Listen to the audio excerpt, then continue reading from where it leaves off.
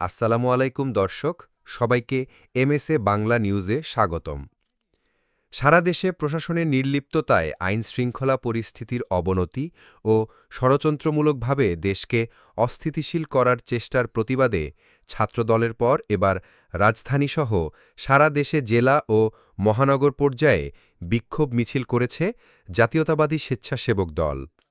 এই কর্মসূচি থেকে জামাতে ইসলামী, ইসলামী আন্দোলন বাংলাদেশ এবং জাতীয় নাগরিক পার্টিকে সতর্ক করে বলা হয়, দেশের স্বার্থে, জাতীয় ঐক্যের স্বার্থে বিএনপি ও অঙ্গসংগঠনগুলো ধৈর্য ধরে আছে, তবে ধৈর্যের বাঁধ ভাঙলে এর পরিণতি ভয়াবহ হবে। এদিকে বৃহস্পতিবার একই বিষয় সামনে রেখে রাজধানীতে বিক্ষোভ মিছিল করবে যুবদল। মঙ্গলবার বেলা ৩টায় রাজধানীর নয়াপল্টনে বিএনপির কেন্দ্রীয় কার্যালয় থেকে বিক্ষোভ মিছিল শুরু হওয়ার কথা থাকলেও সেটি শুরু হয় বিকেল ৫টার দিকে। এর আগে বিকেল ৪টা থেকে কেন্দ্রীয় কার্যালয়ের সামনে ছোট ট্রাকের উপর অস্থায়ী মঞ্চ করে বক্তব্য দেন স্বেচ্ছাসেবক দলের নেতারা। তবে বৃষ্টির মধ্যে বেলা ৩টার আগেই অনেক নেতাকর্মী নয়াপল্টনে জড়ো হন। মিছিল পূর্ববর্তী সমাবেশে প্রধান অতিথির বক্তব্যে বিএনপির যুগ্ম মহাসচিব হাবিব নবী খান সোহেল বলেন, পুরান ঢাকার ঘটনায় যে ভিডিও করেছে সে কেন এটি নিবৃত্ত করতে গেল না, তাকে কেন আঘাত করা হলো না। এটি নিছক দুর্ঘটনা নয়, এটি বিএনপির বিরুদ্ধে সাজানো গোছানো চক্রান্ত ছাড়া কিছু নয়। বিএনপির এই নেতা বলেন, আমাদের দিকে আঙ্গুল তুলছে জামাতে ইসলামী। এদেশ কি ভুলে গেছে হানাদার বাহিনীকে আপনারা মুক্তিযোদ্ধাদের বাড়ি চিনিয়ে দিয়েছেন?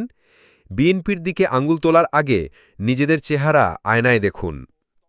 এনসিপির উদ্দেশ্যে হাবিবুন নবী খান সোহেল বলেন, দেশের স্বার্থে, ঐক্যের স্বার্থে অনেক কিছু সহ্য করছি, কিন্তু আমরাও মানুষ, ধৈর্যের বাঁধ ভাঙবেন না। যদি ধৈর্যের বাঁধ ভেঙে যায় তাহলে জাহান্নাম পর্যন্ত ধাওয়া করব আপনাদের। ইসলামী আন্দোলনের উদ্দেশ্যে হাবিবুন নবী খান বলেন, হুজুরের নামে কিছু বললে তার মুরিদেরা আবার মনে কষ্ট পায়। হুজুরকে শুধু এটুকু বলবো, কলা খাইবা গাছ লাগাইয়া খাও, পরের গাছের পানে কেন টিপটিপায়া চাও। সমাবেশে স্বেচ্ছাসেবক দলের সভাপতি এস.এম. জিলানী বলেন, একটি স্বার্থান্বেষী মহল বাংলাদেশের রাজনীতিকে অস্থিতিশীল করার জন্য এবং তার সঙ্গে আরেকটি স্বীকৃত ভারতের দালাল, সেই দালালেরা ঐক্যবদ্ধ হয়েছে নতুন করে তারেক রহমানের বিরুদ্ধে প্রোপাগান্ডা ছড়াচ্ছে। জিলানী বলেন, আপনারা ভয় পেয়েছেন, কারণ তারেক রহমান যদি একবার বাংলাদেশের মানুষের ভোটে নির্বাচিত হয়ে ক্ষমতায় বসতে পারে তাহলে আপনাদের বেল নেই। সে কারণে তারেক রহমানকে টার্গেট করছেন। শেখ হাসিনা এ কাজে ব্যর্থ হয়েছে, আপনারাও অতি শিগগির ব্যর্থতায় পর্যবসিত হবেন।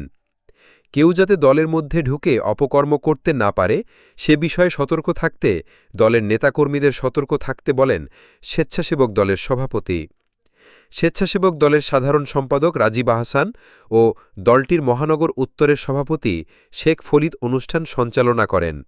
সমাবেশে আরও বক্তব্য দেন বিএনপির কেন্দ্রীয় নির্বাহী কমিটির স্বেচ্ছাসেবক বিষয়ক সম্পাদক মীর শরফাত আলী, স্বেচ্ছাসেবক দলের সাবেক সভাপতি মুস্তাফিজুর রহমান, স্বেচ্ছাসেবক দলের সহসভাপতি ফখরুল ইসলাম, সংগঠন সম্পাদক নাজমুল হাসান প্রমুখ। এরপর নয়াপল্টন থেকে বিক্ষোভ মিছিল শুরু হয়। মিছিলটি কাকরাইল মোড়, শান্তিনগর, মালিবাগ মোড়, মৌচাক, মগবাজার, বাংলা মোটর হয়ে শাহবাগে গিয়ে শেষ হয়।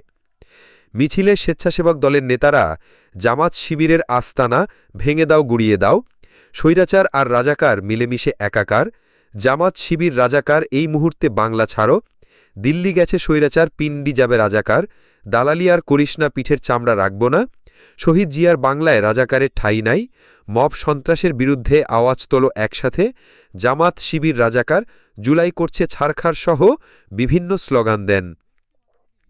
সন্ধ্যা সোয়া ৬টার দিকে স্বেচ্ছাসেবক দলের নেতারা শাহবাগ মোড় অবরোধ করে বিভিন্ন স্লোগান দিতে থাকেন। অবরোধের কারণে রাজধানীর গুরুত্বপূর্ণ এই মোড় দিয়ে যান চলাচল বন্ধ হয়ে যায়। প্রায় ১৫ মিনিট পর স্বেচ্ছাসেবক দলের নেতারা মোড় ছেড়ে গেলে যান চলাচল শুরু হয়।